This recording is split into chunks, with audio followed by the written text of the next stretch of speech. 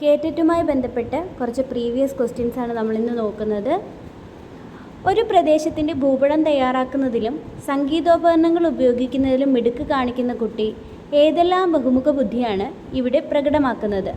ഭാഷാപരമായും സംഗീതപരമായുമുള്ള ബുദ്ധി, ദൃശ്യസ്ഥലപരമായതും സംഗീതപരമായുമുള്ള ബുദ്ധി, ശാരീരിക ചലനപര ബുദ്ധിയും വ്യക്ത്യാന്തര ബുദ്ധിയും, അസ്തിത്വപരമായതും സംഗീതപരമായതുമായ ബുദ്ധി.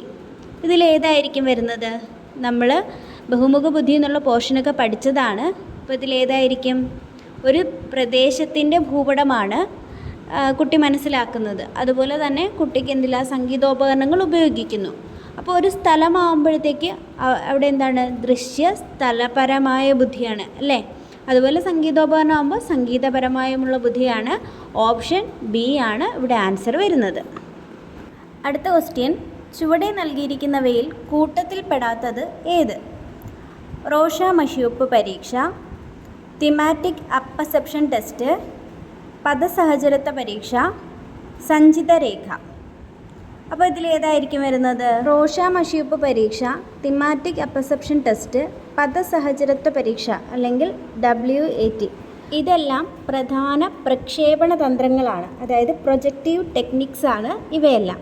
അപ്പോൾ ഇവിടെ വ്യത്യാസമുള്ളത് ഏതാണ്? സഞ്ചിത രേഖയാണ് ആൻസർ.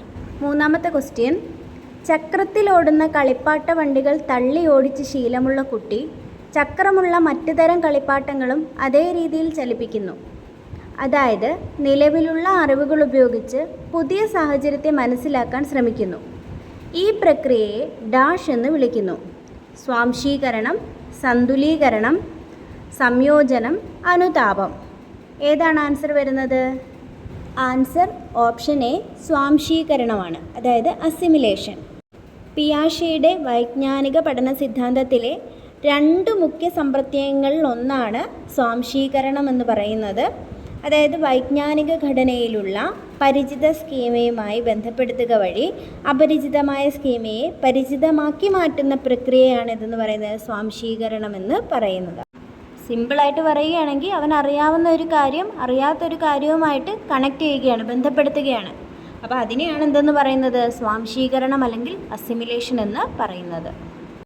നാലാമത്തെ ക്വസ്റ്റ്യൻ, നമ്മുടെ വികാരങ്ങളെ തിരിച്ചറിയുക, വികാരങ്ങളെ നിയന്ത്രിക്കുക, ബന്ധങ്ങൾ കൈകാര്യം ചെയ്യാനുള്ള കഴിവ്, ഇവ മൂന്നും എന്തുമായി ബന്ധപ്പെട്ടിരിക്കുന്നു? വ്യക്ത്യാന്തര ബുദ്ധി, ആന്തരിക വൈയക്തിക ബുദ്ധി, വൈകാരിക ബുദ്ധി, പ്രകൃതിപരമായ ബുദ്ധി. ഇത് നമ്മൾ പഠിച്ചിട്ടുള്ള പോർഷനാണ്. അപ്പോൾ ഏതായിരിക്കും ആൻസർ വരിക? ഓപ്ഷൻ സി, വൈകാരിക ബുദ്ധിയാണ് ആൻസർ. ഇതിൻ്റെ വിശദമായ ക്ലാസ് നമ്മൾ ഇട്ടിട്ടുണ്ട്, കാണാത്തവരൊന്ന് കയറി കണ്ടു നോക്കൂ. അടുത്ത ക്വസ്റ്റ്യൻ, സ്കീമകളുടെ ആന്തരിക പുനർവിന്യാസവും കൂട്ടിച്ചേർക്കലും വഴി ശക്തവും പരസ്പര ബന്ധിതവുമായ ഒരു മാതൃഘടന രൂപം കൊള്ളുന്ന പ്രക്രിയയാണ് ഡാഷ്. പക്വതയാർജിക്കൽ, സംയോജനം, സ്വാംശീകരണം, സന്തുലീകരണം. ഏതായിരിക്കും ആൻസർ വരുന്നത്? സ്കീമ എന്ന് കേൾക്കുമ്പോൾ തന്നെ നമ്മുടെ മനസ്സിലേക്ക് വരേണ്ടുന്ന ഒരു പേരാണ് ജീൻ പിയാഷെ അല്ലേ? പിയാഷെയുടെ അഭിപ്രായത്തിൽ വൈജ്ഞാനിക ഘടനയുടെ അടിസ്ഥാന ഘടകമാണ് ഏതെന്ന് പറയുന്നത്? സ്കീമ. അടിസ്ഥാന ഏകകം സ്കീമ. നേരത്തെ നമ്മൾ സ്വാംശീകരണത്തെ പറ്റി പറഞ്ഞായിരുന്നു അല്ലേ? അപ്പോൾ ഇവിടെ ആൻസർ വരുന്നത് സംയോജനമാണ്, ഓർഗനൈസേഷൻ.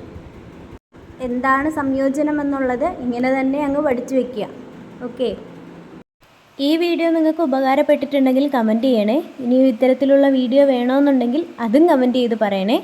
അപ്പോൾ അടുത്ത വീഡിയോയിൽ കാണാം. ബായ്.